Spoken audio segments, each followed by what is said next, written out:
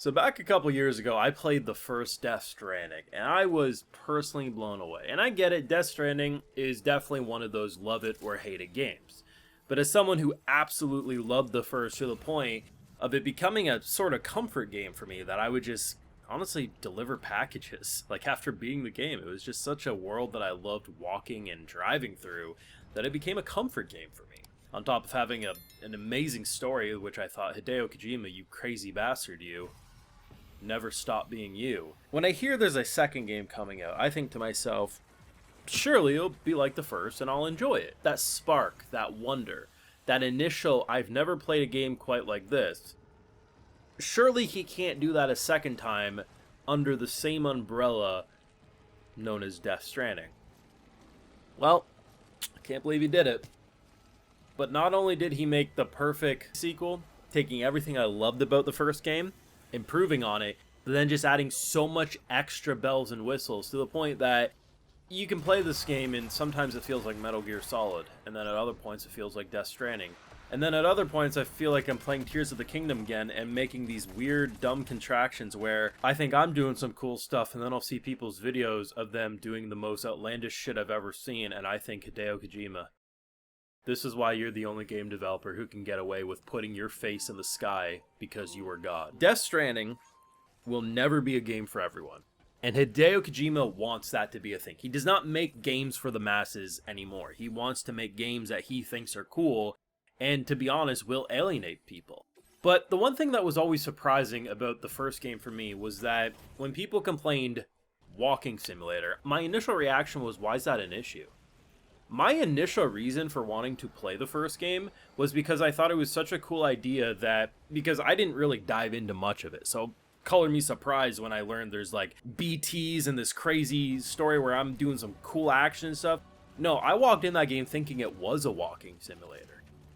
And I don't care if you say, oh, that's just shit taste. No, because I thought to myself, listen, every game has a core mechanic. When you play Call of Duty, your main mechanic is to shoot the gun. Is that all it is? Or is there other mechanics to it? Absolutely. But the idea of, like, being able to control your balance, so your left and your right, the way you would stack cargo, the way you would take from point A to point B in a world that's essentially disconnected.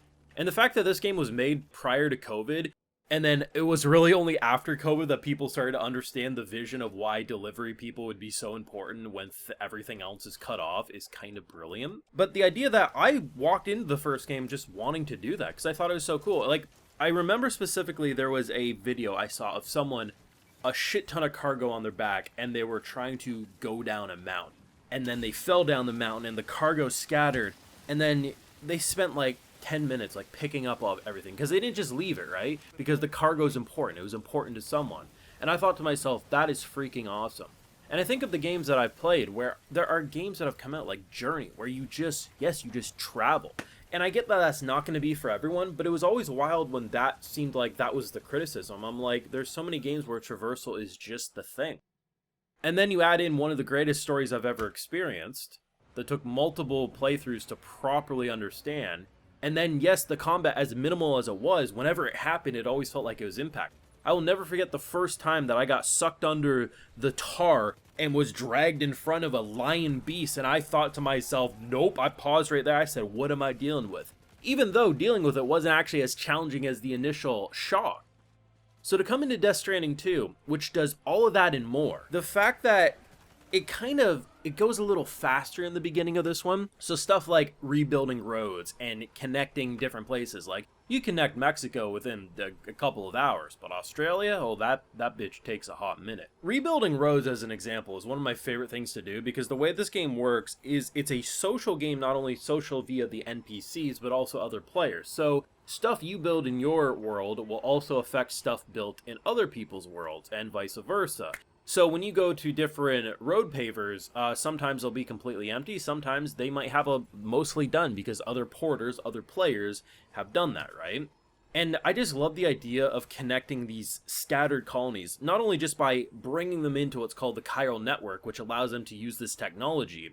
The fact that you then start building roads to connect from point A to B, and I'm being dead ass. This is like a top 5 thing I've ever done in a video game, and I don't care if that makes you hate my opinion on video games.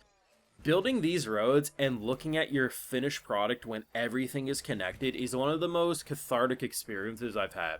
It is it's almost close to being mind-numbingly, but I can't say it is because it does take work on getting the materials.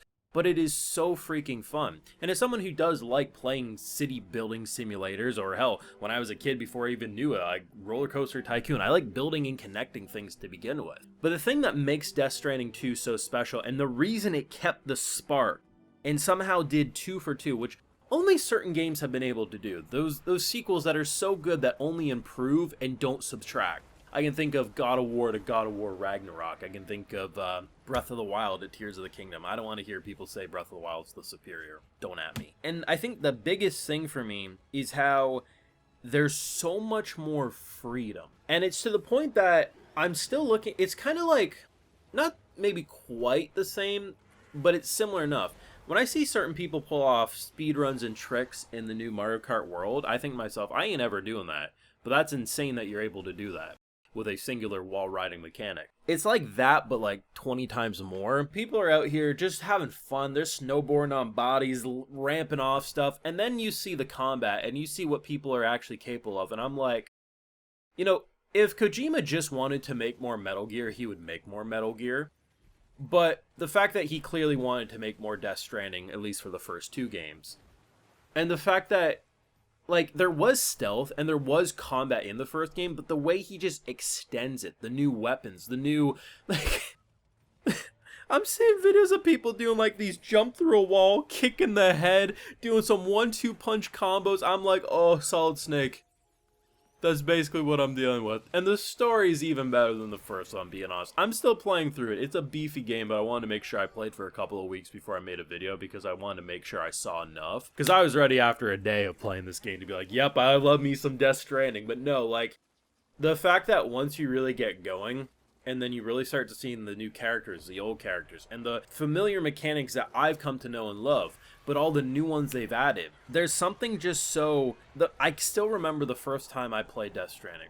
The first time the camera pulls back, Hideo Kojima fashion, the music starts playing. I think it's Low Roar, which is the first artist you hear in the first Death Stranding. And you're just walking, and you soak in the scenery. I think, damn, this world, it doesn't get better than this. And then what does this crazy bastard do in the first, like, few seconds of the second game? You got Lou, you got Sam... most hyper-realistic visual. I think this might be the best-looking game I've ever experienced, to be honest. It pulls out, and I'm like, are these visuals real? And yes, you walk down a mountainside, but goddamn is it fun. The loading times, too? Like, I'm not joking. The fact that you just hit continue or load game, and within a fraction of a second it's loaded. Like, that solid-state drive, it's getting its work cut into. And PlayStation Studios, if you let any of your games not load this fast going forward, I swear to God.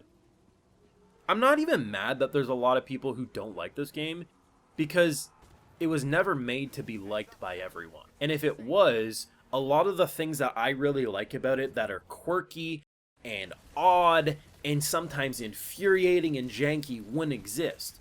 And I think, while I don't want every game developer to be Hideo Kojima, because then that's when we get into everything needs to be abstract. Nothing has an element of normalcy. We do need that, especially for the general public. But I also want to see these game developers who had the financial freedom to just cook so hard that they slap their dick down on the table with arguably the best game engine I think we've seen this modern generation. With a guy who says, listen, I will make the characters if they... Now, granted, in Death Stranding 2, you can use vehicles a lot sooner, so it's a little less, but he's basically saying, I'm going to make them walk for 2 hours. Yeah. And I'm going to get them to care about other players. In a world that's so desensitized to caring about each other, the fact that this game, I go out of my way to leave cargo behind for other people. I say, and I'm not just leaving my scraps, I'm saying I'm going to go out of my way to build you some great weaponry. And you want to know what I do? I go back to the early areas, and then I drop it in those cargo ports, because I know it can be a struggle. When I see a bridge that's not fully built, I finish that bridge. I keep building roads, and I keep upgrading my perk tree. This is another thing. He added a perk tree, damn it, and the perk tree makes it so much more fun. One of my favorites? There's an auto bind for your cargo, so rather than always having to tie it down to make it more sturdy, it has a magnetic field, baby. All these little things are great. And while I knew Death Stranding 2 would be a game for me, even if the story was half as good, even if it added literally nothing different but better graphics, I would still have had fun. It just wouldn't have been necessarily a better game than the first. But the fact that not only do I think it's a better game than the first, it somehow managed to hit that inner child in me. The first time I played this game, I thought, surely, if they make a sequel, I'll never have that same, I've never felt this before, and he did it again. So yeah, I'm truly shocked of how good this game is. There's so much to explore. Not everyone will like it, that is the point. And for those diehard haters of Death Stranding, they will be absolutely fuming that I'm going to be giddy as hell going back to my deliveries and sometimes slapping some BTs around.